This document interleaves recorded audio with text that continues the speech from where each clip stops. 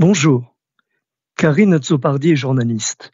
Elle exerce d'abord sur France 3 où elle couvre les attentats du 11 septembre 2001 à New York. Une date qui ouvre véritablement la porte de ce 21e siècle terrifiant. Une date qui restera dans les annales de l'histoire contemporaine. Le 13 novembre 2015, autre date funeste et terrible pour elle, des terroristes islamistes fanatisés frappent en plein cœur de Paris. Ce jour-là, Karine Azzopardi perd au Bataclan son compagnon, père de ses 2 filles. Désormais, Karine Azzopardi est journaliste à France Télévisions. Autant dire qu'elle porte un intérêt particulier et constant, à la fois journalistique et intellectuel, au sujet qui nous préoccupe.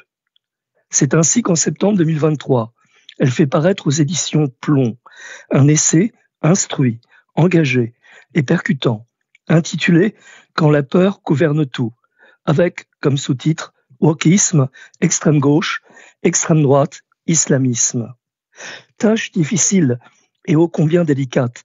Comment en 260 pages arriver à parler de ces thèmes qui peuvent se chevaucher, s'articuler et nous désarticuler jusqu'à nous menacer nos sociétés.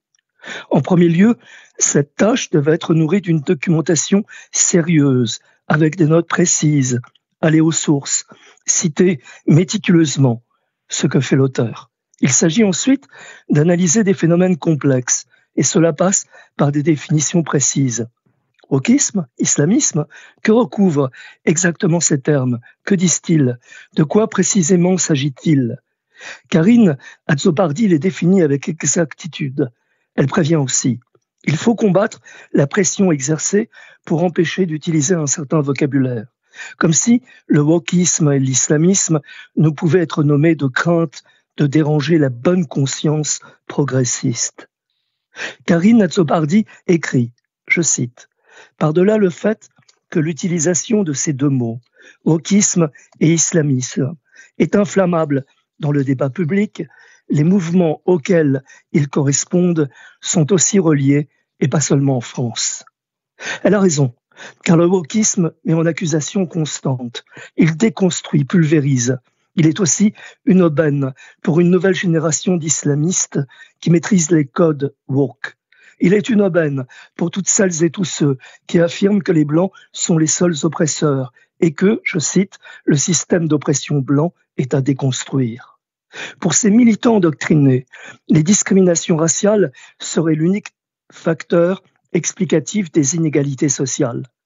Enfin, dans le wokisme, on use et abuse de la victimisation. Il est aussi un nouveau progressisme identitaire qui, lorsqu'il est question de déconstruction et d'anticolonialisme, fait des adeptes.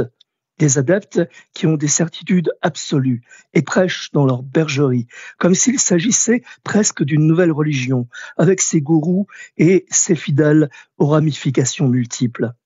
Par exemple, le mouvement décolonial flirte avec l'islamisme, comme le montre si bien l'auteur. Par exemple, les mouvements islamistes exercent une fascination évidente sur les pseudo-révolutionnaires de tout poil.